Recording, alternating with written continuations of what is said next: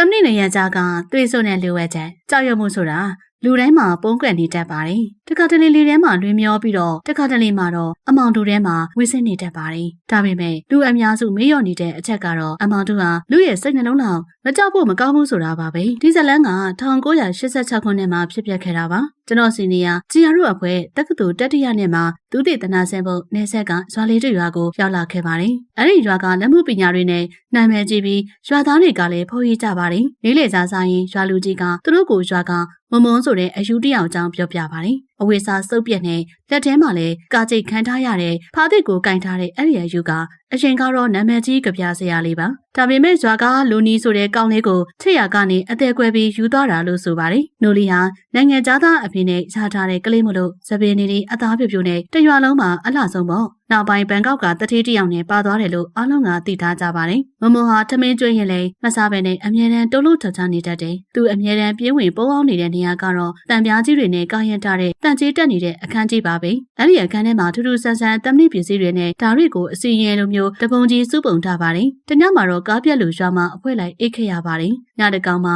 ဂျီယာနဲ့သူ့တငယ်ချင်းအင်းသားသွားဖို့အပြင်ထွက်တဲ့အခါအဲ့ဒီတန်ခမ်းကြီးတဲကနေဒုံဒုံဆိုတဲ့တခုခုကိုထိုးရိုက်နေတဲ့အတန်ကြီးကိုကြားလိုက်ရပါတယ်။အဲ့ဒီအခန်းရဲ့နေရန်ပေါ်မှာဒူးဆက်နဲ့အရေးတစ်ခုကိုမြင်လိုက်ကြပြီးမမိုဟာအော်ဟစ်ပြီးတော့ပြေးထွက်လာတာကိုတွေးလိုက်ကြလို့သူတို့လည်းကြောက်လိုက်တဲ့ကြားအော်မိကြတော့တယ်။ရွာသားတွေကတော့မမိုကအသေးကွဲပြီးအောက်လန်းပညာတွေသင်ရင်အခုတော့အဲ့ဒီပညာတွေပြန်ပတ်ပြီးယူနေတာလို့ဆိုကြပါတယ်။နောက်တနေ့ညမှာတော့ဒူးဆက်နဲ့အဖြစ်ပြက်ကြီးစတင်มาတော့တယ်။မမိုဟာပစိန်တလက်ကိုကန်ပြီးအဲ့ဒီအတန်ခမ်းကြီးတဲ့ကကွန်ကရစ်ခုံကြီးကိုအယူအမှုနဲ့ရိုက်ထုနေပါတော့တယ်။ရွာသားတွေဘယ်သူမှမသွားရဲကြပါဘူး။နောက်ဆုံးကွန်ကရစ်ခုံကြီးကွဲသွားတဲ့အခါမှာတော့အားလုံးတုန်လို့ခြောက်ခြားသွားပါတယ်။အဲ့ဒီကွန်ကရစ်ခုံကနေအနီရောင်သပင်စုကြီးတဆုနဲ့ကြပြစာသားလေးရေးထားတဲ့စာရွက်တရွက်ထပ်ကြလာပါတယ်။အဲ့ဒီစာရွက်မှာနူလီကမမို့ကိုရေးခဲ့တဲ့ချစ်ချင်းမြတ်တာကြပြလေးပါရှိနေတာပါ။မမိုဟာအဲ့ဒီသပင်စုလေးကိုပိုက်ပြီးကလေးတယောက်လိုရှိုက်ကြီးတငယ်ငယ်ငိုကြွေးနေပါတော့တယ်။တကယ်အမှန်တရားကိုတော့သူတို့ကိုလာကြိုတဲ့ကားဆရာကြီးစီကနေသိခဲ့ရတာပါ။နူလီဟာဘန်ကောက်ကတထင်းနဲ့ပါသွားတာမဟုတ်ပါဘူး။အဲ့ဒီတထင်းက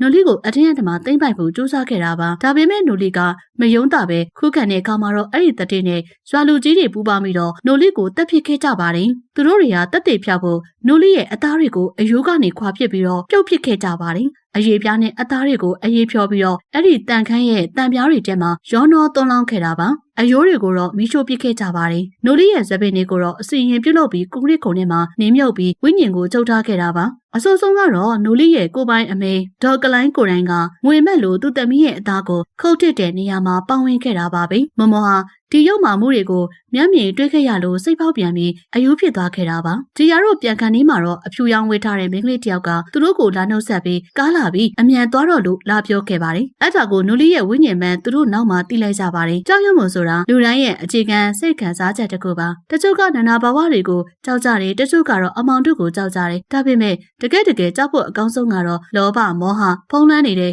လူစိတ်ပါပဲ။လူတယောက်ရဲ့စိတ်ထဲမှာကိုကျင့်တရားကင်းမဲ့သွားတဲ့အခါအဲ့ဒီလူဟာတလိษံထက်တောင်ပို့ပြီးတော့ရက်ဆက်ကြောက်မက်ဖွယ်ကောင်းတဲ့တရဝါဖြစ်တော့ပါတော့တယ်။